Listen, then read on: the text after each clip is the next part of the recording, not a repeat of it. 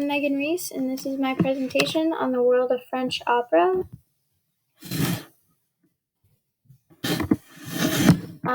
So the topic I chose to research was French opera. This form of music was originally introduced by the French by Italy, but quickly became a fast-growing and popular genre for France starting in 1673.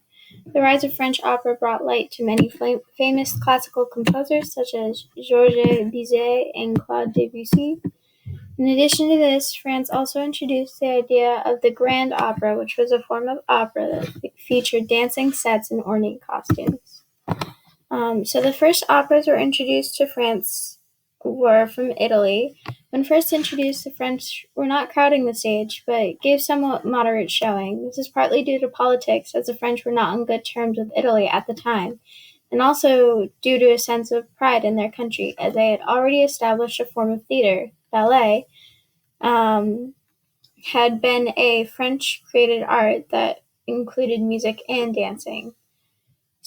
Once two operas, Zerce and Ercole Amante, had failed, France had stopped supporting the Italian art form. However, this would inspire the French to make something similar. So Jean-Baptiste Lully was a French composer and undeniably King Louis XIV's favorite. He was commissioned to write a new piece for France. The piece he wrote was an opera titled Cadmus et Hermione and was the first of its kind. The opera was labeled a tragic opera, which showed elements of many French tragedies, which according to Lully was an opera adapted to French taste. After this, Lully began to make new tragic operas every year until he passed in 1687. French opera became its own genre. Like it did with most French culture, the Revolution changed French opera in both popularity and history.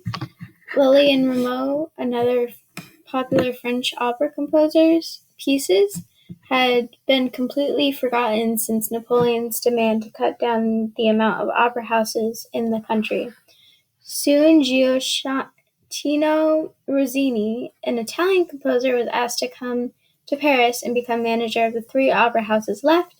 Under his management, Italian opera thrived in these houses, and Rossini gave the French a new piece, his last piece of opera, Guillaume Tell.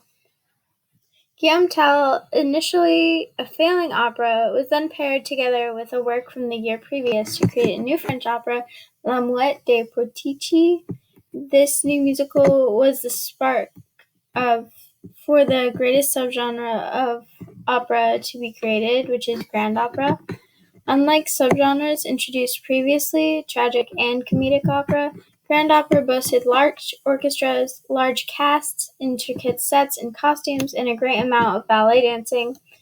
The composer associated most greatly with this genre is Giacomo Meyerbeer, whose first work titled Robert le Diable created so much popularity around the subgenre that his works became a staple throughout Europe for the rest of the 19th century.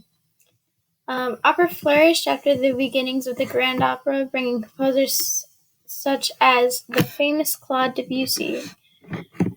Comedic and tragic opera came back as popular subgenres, and Gabriel Fauré, one of my personal favorite composers, received attention for his first work, Penelope, and was given an outlet and an audience to show his works for the first time.